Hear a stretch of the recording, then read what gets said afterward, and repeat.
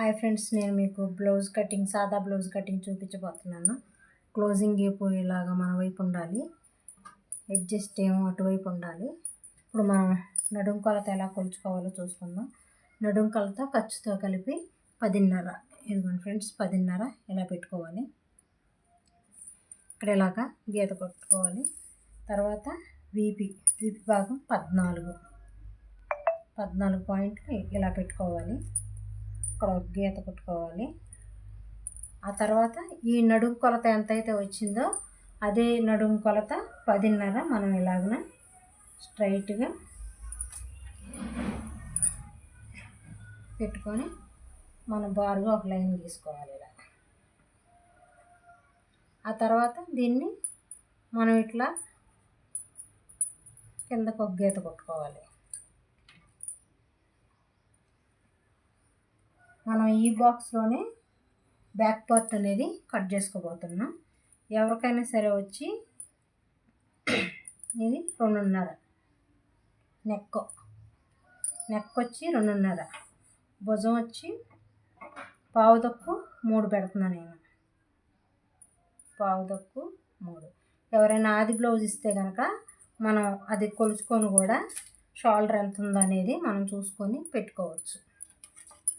దీన్ని స్ట్రైట్గా ఇప్పుడు 6 ఇంచులకి మనం గీత గీసుకోవాలి. ఇలా 6 ఇంచులకి ఒక గీత గీసుకోవాలి. తర్వాత ఇలాగ అడ్డంగా ఒక గీత గీసుకోవాలి. మనం ఇలా బారుగా ఒక గీత గీసుకున్నాం కదా, ఈ అడ్డ గీత దీనికి కలుపుకోవాలన్నమాట. చంక లూజ్ వచ్చేసి బ్యాక్ నడుము వచ్చేసి మనకి 10.5 వచ్చింది కాబట్టి ఇది చంక లూజ్ వచ్చి మనం 1.5 పెట్టుకోవచ్చు. ఇలాగ బాణం గుర్తేసుకొని దీన్ని రౌండ్గా ఇలా పడవ షేప్ క్రాస్గా ఇలా ఒక గీత గీసుకోవాలి. గీసుకున్న తర్వాత ఇప్పుడు ఇక్కడి నుంచి ఇక్కడికి మనం ఈపి ఎంత ఉందో కొలుచుకొని పెట్టుకోవాలి. ఆది బ్లౌజ్కి వచ్చేసి ఈపి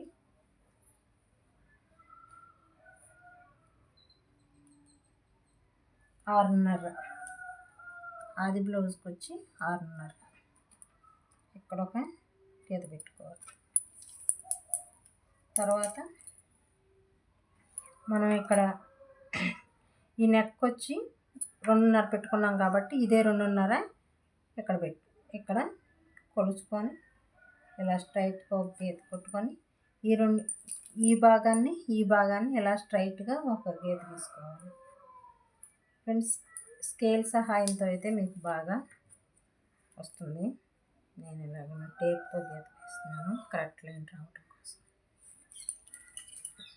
ఆ తర్వాత ఇక్కడ ఒక బాణం గుర్తుంచుకొని దీన్ని పడవ షేప్లో ఇలాగ రౌండ్గా తీసుకొని